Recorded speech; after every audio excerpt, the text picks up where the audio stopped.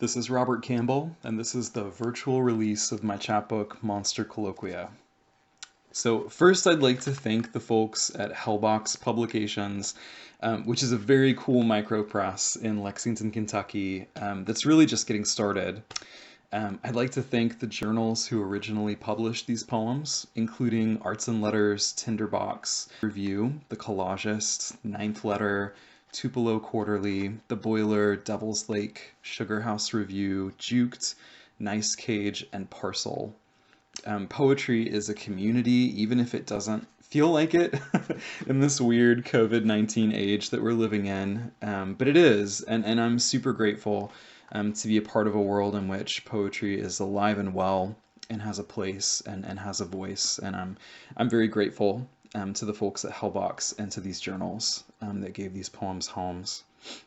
So, the poems in Monster Colloquia revolve around monsters. And by monsters, I mean both the Hollywood movie variety and the mythological variety, right? I have some classical monsters too. And so there's a lot of different things going on. There's a vampire who's also a dental hygienist. There's a ghost who lives in an old boathouse and lots of other strange things. There are also heroes in these poems, and the relationship between the hero and the monster is not always what you might expect. So I'll read now the first poem of the collection, which is titled "In Which I Gather Up Horrors for the Hero." He's asleep in my sheets, my bleach-white sails that jettison seas and the songs as close to us as blood. How the old Cyclops was blinded. How men can risk hell, hazard halls of the dead for snarls of rank gold hair, decimate armies with ham-fisted ease. I am lighting a cigarette at the window now. I am thinking of stories I haven't told him, how we give our champions new names in our heads, how they only hold our attention in states of emergency. 3 true things I can say about heroes at rest. They are dull, dull, dull. Sometimes he shifts in blankets, pinches his brow as if he can feel my rattlesnake stare. Look at his beautiful stomach, balloon of the lungs, its metronome deadlifts, sudden deflation. My hero, a ship licked by crests on the wine-dark sea. I don't know why I lean over him some nights and speak poison, pour wicked baddies into his ear, villains to hate and to hurt. I don't know why I can only tell the truth when he's asleep, when I can look at his face and see, finally, something frail and breakable, a paper boat adrift on savage seas. So, I think I'm interested in monsters for a variety of reasons. They represent, to me at least, those things that we reject within ourselves, right? Like, those things we think of as being less than worthy or less than human. And I think this topic speaks to me as a queer person for obvious reasons, but I also think it speaks to all of us a little bit. I don't know anyone who hasn't felt like an outsider or a stranger or an other at some point in their life for some reason. And sometimes I think our monsters are actually better representations of us than our heroes because our monsters are so riddled with flaws, which is just like us, really. You know, it's a little more relatable than the idea of perfection that is a part of the hero. So I have several poems in Monster Colloquia that follow the adventures of Davy Jones, who is a sea demon, but he's also just a young queer man traveling tricky circumstances and dealing with some strange things in his life. So he has horns and tentacles, but he's also like this person who's just living his life. So I'm going to read one of those poems now. And this one is titled, Davy Jones, age 27, endures much indignity. Lift the left one, and remember, please keep this cloth over your penis. The woman operating the ultrasound machine is visibly nervous in the presence of a giant green sea demon with his balls out. Davy rolls 8 eyes of various colors, adjusts his scrotum, covers his dick with tissue paper. The liquid feels like Astroglide. He called his boyfriend James over 2 hours ago to tell him, voice shaking, "I think I have nut cancer." Then the weight on a hard plastic chair beside pregnant mothers, none of whom recognized the devil of the sea waiting silently, Googling testicular tumors on his iPhone until the battery died. And now here he is. 10 minutes of that cold, viscous gel, and Davy is ready to drown every last soul in the hospital until the specialist says, "Good news, it's just a small cyst. Completely normal."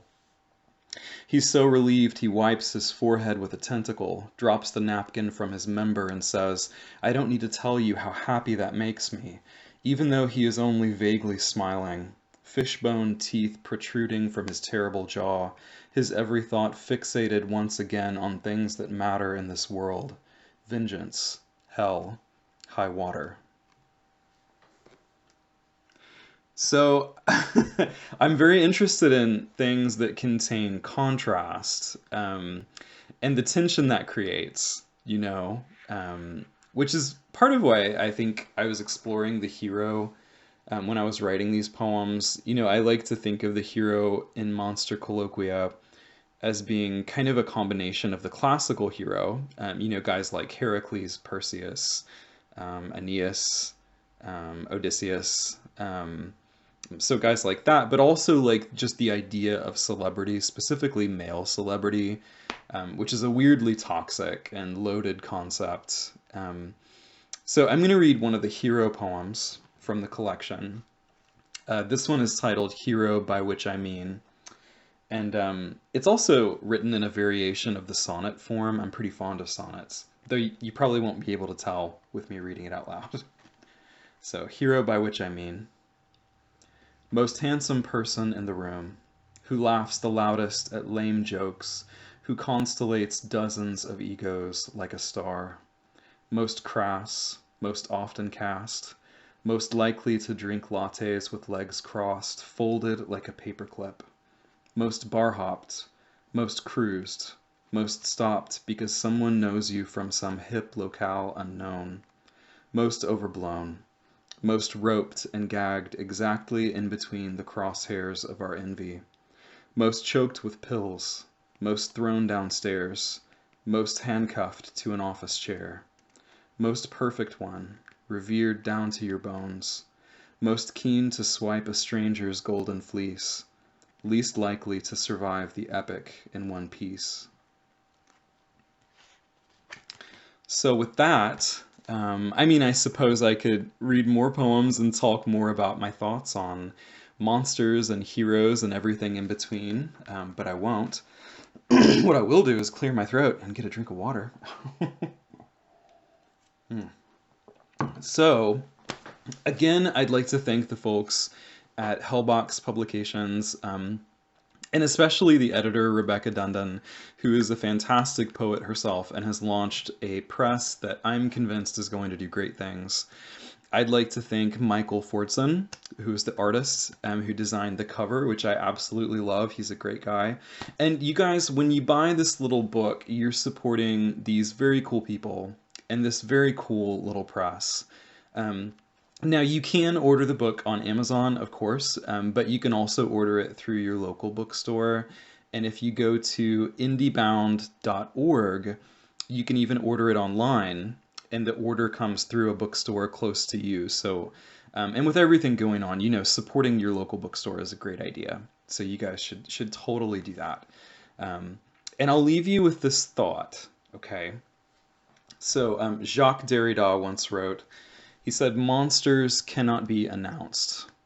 One cannot say, 'Here are our monsters,' without immediately turning the monsters into pets."